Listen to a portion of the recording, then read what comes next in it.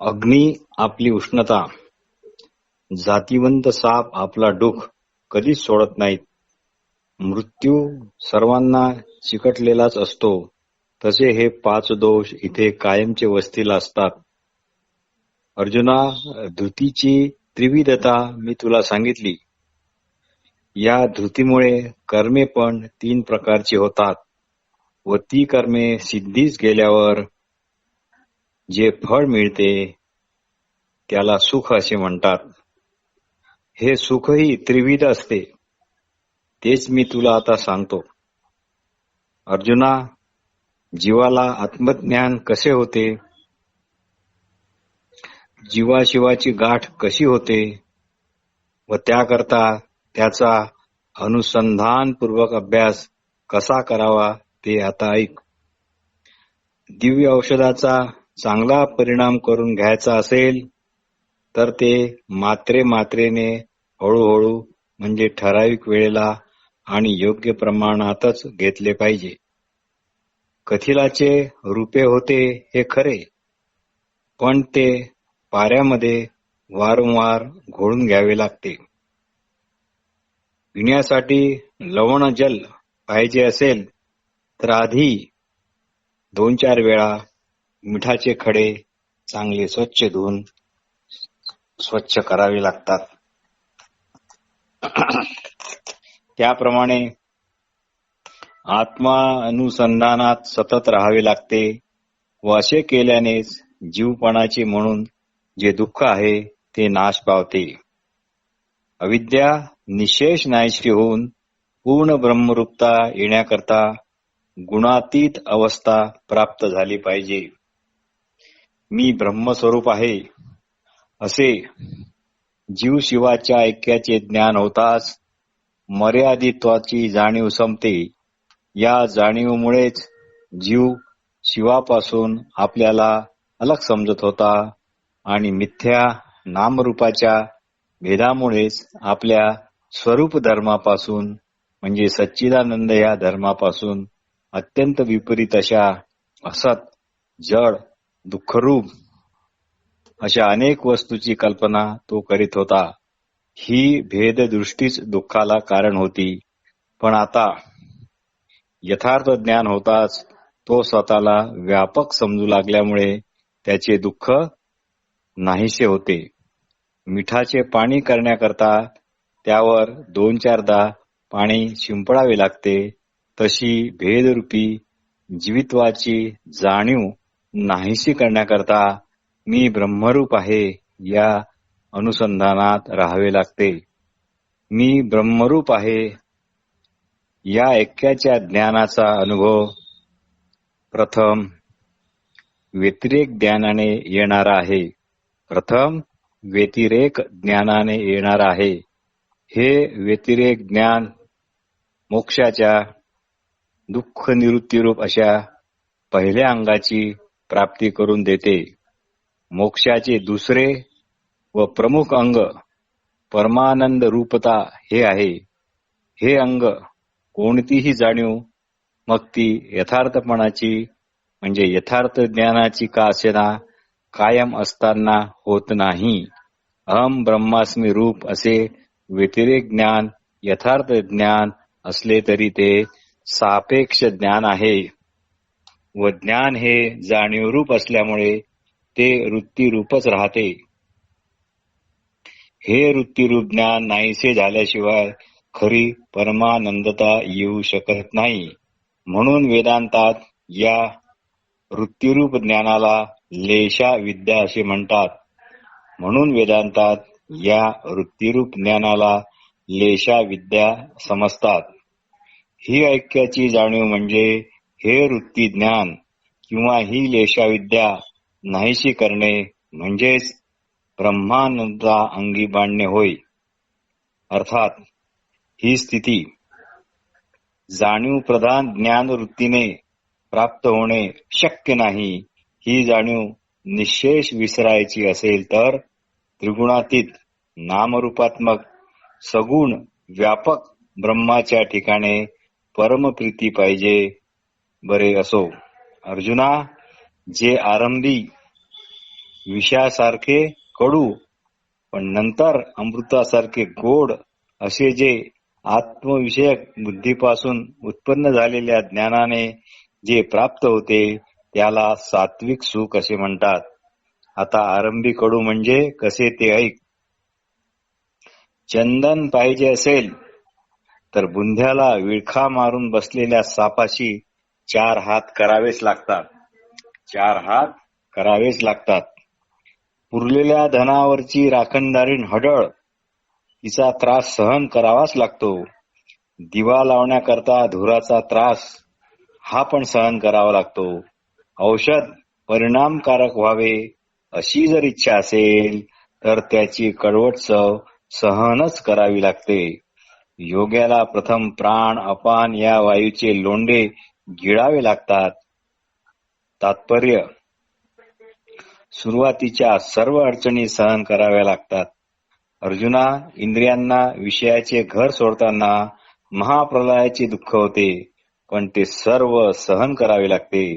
चक्रवाक मिथुनाला विरहाचे दुःख, वासराला गायीच्या कासेपासून दूर केले असता त्याला होणारे दुःख, जेवणाऱ्या प्रसंगी भरल्या ताटावरून हाकलून दिलेल्या भिकाऱ्याचे दुःख, मांडीवरील एकुलत्या एक मृत अपत्याला दूर नेले असताना मातेला जे दुःख होते ते दुःख, किंवा माशाला पाण्यातून बाहेर असताना काढलेले असताना जे दुःख ते दुःख, अशी ही जीवघेणी दुःखे जशी असतात तशी दुःखे इंद्रियांना विषय सोडताना वाटतात.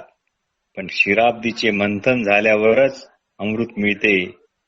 पण प्रथम जे विष निघते ते गरण प्राशन करण्याकरता सात्विक धैर्यरूपी शंकर जेव्हा आ करून असतो तेव्हाच पुढे त्याला ज्ञानरूप अमृताचा सोहळा भोगायला मिळतो. पहिलिया वैराग्य गरळा, धैर्य शिंबू ओढवी गळा, तरी ज्ञानामृते सोहळा पाहे जेथे. हिरवी द्राक्षे प्रथम जिभेला क्षोभ देतात, पण तीच द्राक्षे पिकली की आनंद सुद्धा देतात. हिरवेपण सुरस गोडपणात परिणित होते. तसे आत्मज्ञानाने वैराग्य पूर्ण पिकले की, म्हणजे पूर्णत्वात आले की, पूर्णत्वास आले की, वैराग्यासह सर्वच अज्ञानाचा पसारा नाहीसा होऊन अद्वैतानंदाची खाण आपोआप उघडते व गंगा सागरासारखे बुद्धीचे आत्मस्वरूपाशी ऐक्य होते. तेव्हा सागरे गंगा जैसी, आत्मी विनल्या बुद्धी तैसी, अद्वयानंदाची आपेसी खाणी उघडे. तात्पर्य अर्जुना, वैराग्य ज्याचा प्रारंभ आहे आणि ज्याचा परिपाक म्हणून आत्मानंदाचे विश्रांती स्थान लाभणे हा आहे, त्या सुखाला सात्विक सुख असे म्हणतात. आता राजस सुखाविषयी ऐक. जे सुख विषय व इंद्रिये यांच्या संयोगाने आरंभी अमृतासारखे गोड व परिणामी विषयासारखे कडू असते ते राजस सुख होय. अर्जुना, हे राजस सुख विषय वस्तू व इंद्रिये यांचे मिलन झाल्यावरच दुथडी भरून वाहायला लागते. जसे की गावामध्ये सरकारी अधिकाऱ्याचे येणे झाले की आनंदोत्सव साजरा केला जातो. तो स्वयंस्फूर्त नसून बळजबरीच्या रामरामाप्रमाणे असतो, किंवा कर्ज काढून थाटामाटाने लग्न करण्यासारखा असा असतो. यात कर्जाची टोचणी सतत असते. रोग्याला कुपथ्य प्रथम गोड वाटते, पण त्यामुळे रोग बळावतो. बचनाक प्रथम मधुर लागतो, पण विष अंती मारकच ठरतो.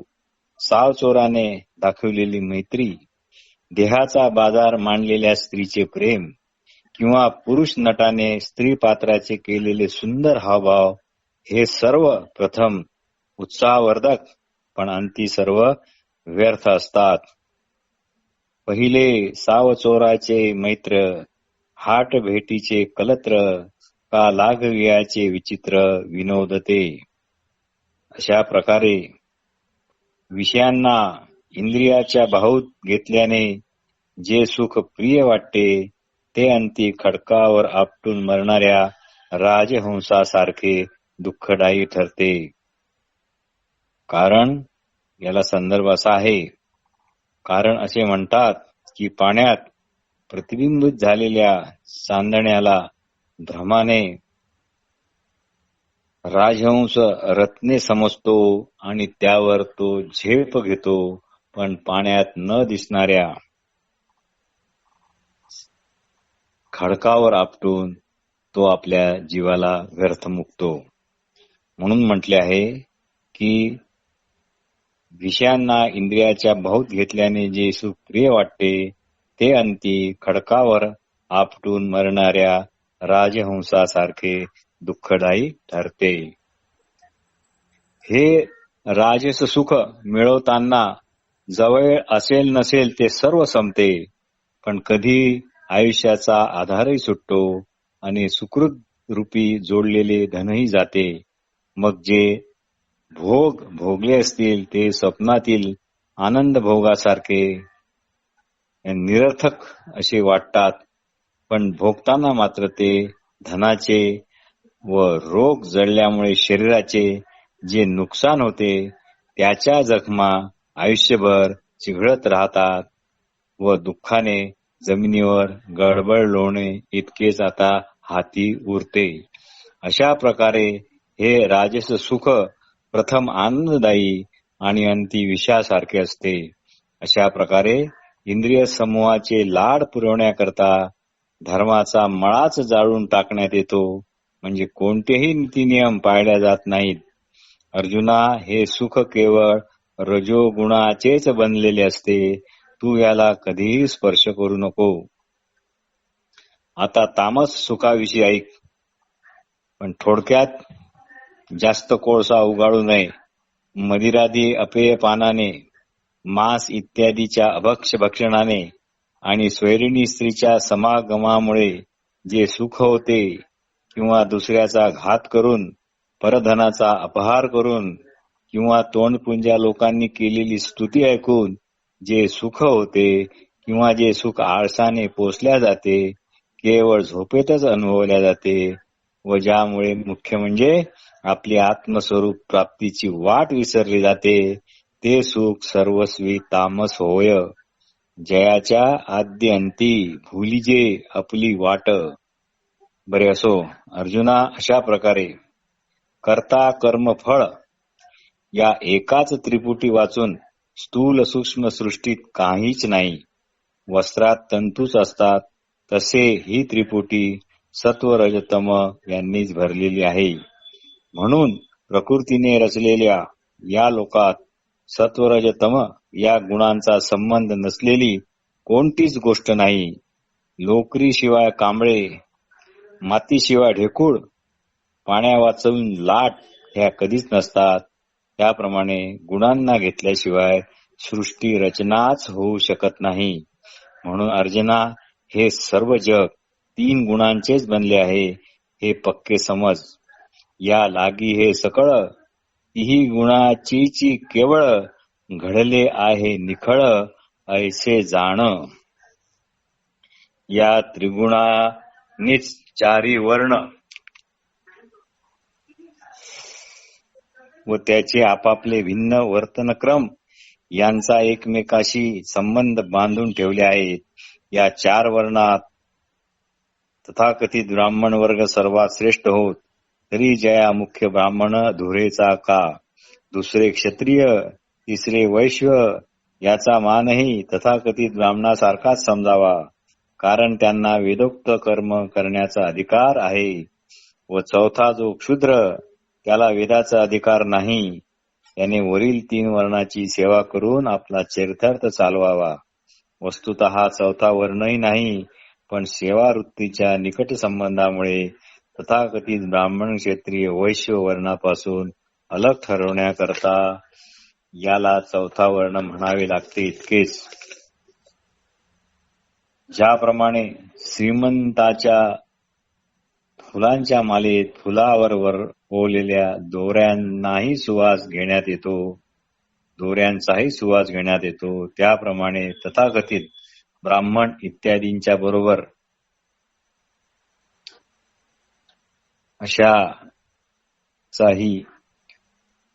मान राखला जातो. श्रुतीने म्हणजे वेदाने यांचा वर्णात स्वीकार केला आहे. जैसा फुलाचेनी सांगाते तांतू तुरुंबिजे श्रीमंते, तैसा द्विजासंगे स्वीकारे श्रुती. अर्जुना, ही झाली चातुर्वर्ण्य व्यवस्था. आता त्याच्या कर्ममार्गाचे वर्णन ऐक. या कर्ममार्गाचे आचरण करून हे चारी वर्ण या भयपूर्ण अंधारातून, या भयपूर्ण संसारातून बाहेर पडून श्रेष्ठ आत्मतत्वामध्ये प्रवेश करतात. त्रिगुणात्मक प्रकृती सत्व इत्यादी गुणांनीच चार वर्णाची कर्मे ठरविते. जसा बाप संपत्तीची वाटणी करतो, वाटसरूंना सूर्य मार्ग दाखवतो किंवा मालक नोकरांना कामे वाटून देतो, तसेच हे आहे. दिव्याने जसे सर्व दिसावे त्याप्रमाणे सर्व कर्मशास्त्र या गुणामुळेच ठरते. अज्ञान आहे तोपर्यंतच मनुष्य हा सत्वरजतम या तीन गुणांनी बांधला असतो. हे तीन गुण प्रकृतीचे स्वभाव आहेत, माझे नाहीत हे पक्के लक्षात ठेव. हे तीन गुण प्रकृतीचेच स्वभाव आहेत, माझे नाहीत हे तू पक्के लक्षात ठेव. ब्रह्मज्ञान होईपर्यंत या तीन गुणांच्या प्रभावापासून सुटका नाही. सत्वाचा गुण ज्ञान असल्यामुळे अज्ञान निवृत्ती करता याचाच उत्कर्ष होणे अत्यावश्यक आहे. व चार वर्णांना गुणानुसार जे कर्मेशास्त्रांनी कराव्यास सांगितले आहेत, त्यामुळे चित्तशुद्धी होऊन त्याचा ज्ञानाचा उदयाचा मार्ग निष्कंटक व्हावा, हाच आहे. हे श्रवणरूपी सौभाग्याचा निधी असणाऱ्या अर्जुना, ऐक श्रवण सौभाग्य निधी. आता तुला मी निरनिराळ्या वर्णाची शास्त्रांनी विहित केलेली कर्मे सांगणार आहे. एखादी वल्लभा आपल्या सर्व भाव जीव देह विषयी प्रियकराला एकांतात जशी भेटते, तशी सर्व इंद्रियांची कार्यशक्ती आपल्या ताब्यात ठेवून बुद्धी आत्म्याच्या ठिकाणी रत होते. असे हे बुद्धीचे रत होणे म्हणजे अंतर्मुख आणि उपरत, याला क्षम असे म्हणतात. इथे बुद्धी विश्राम पावलेली असते व या शमगुणाने कर्माचा प्रारंभ केला जातो, तेव्हा त्याला क्षमयुक्त कर्म म्हणतात. आता इंद्रियावर बाह्य वस्तूकडून होणारे हल्ले नियम पालनरूपी दंडाने पिटाळून लावून इंद्रियांना धर्माविरुद्ध आचरण करू न देणे, ज्या गुणामुळे होते तो क्षमाचा सहाय्यकारी दम हा गुण होय. स्वधर्माचे ऋजुतापूर्व आचरण करीत करीत जीवन व्यतीत करणे आणि षष्टीच्या रात्रीच्या वेळी म्हणजे सटवीच्या रात्रीच्या वेळी म्हणजे पाचवीला बाळंतिणीच्या खोलीत दिवा जसा अखंड तेवीत ठेवतात, त्याकडे क्षणभरही दुर्लक्ष करता येत नाही, तसा चित्तात परब्रह्मतत्वाविषयी नेहमी दृढ विश्वास बाळगणे या गुणाला तप म्हणतात. आता शौच गुणाविषयी ऐक. सटवीचे राती न विसंबीजे जेवी वाती, तैसा ईश्वर निर्णय चित्ती वाहणे सदा. शौच गुणांचे दोन प्रकार आहेत. आंतरिक शौच म्हणजे मन विकार शून्य असणे व बाह्य शौच म्हणजे विहित कर्माचरण करून देह नेहमी शुद्ध राखणे. असे अंतर्बाह्य सुंदर जीवन व्यतीत करणे याला शौच म्हणतात.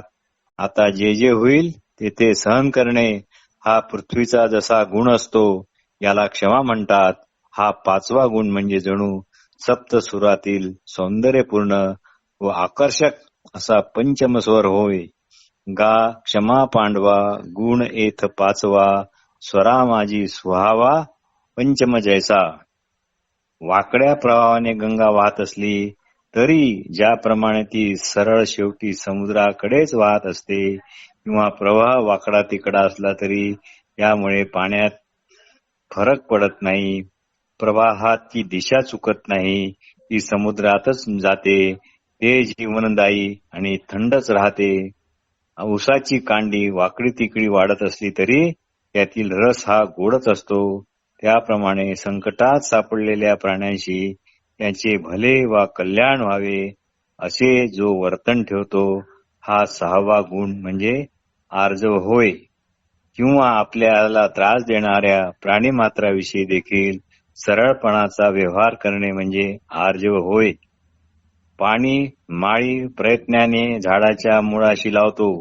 हा त्याचा प्रयत्न पुढे आलेल्या फळाच्या रूपाने दृष्टीत पडतो. तसा शास्त्रानुसार आचरण करून चित्तशुद्धी झाल्यास स्वस्वरूपात स्थिर होणे ही ज्याची फलश्रुती आहे त्याला ज्ञान म्हणतात.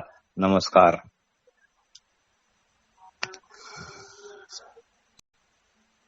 अग्नी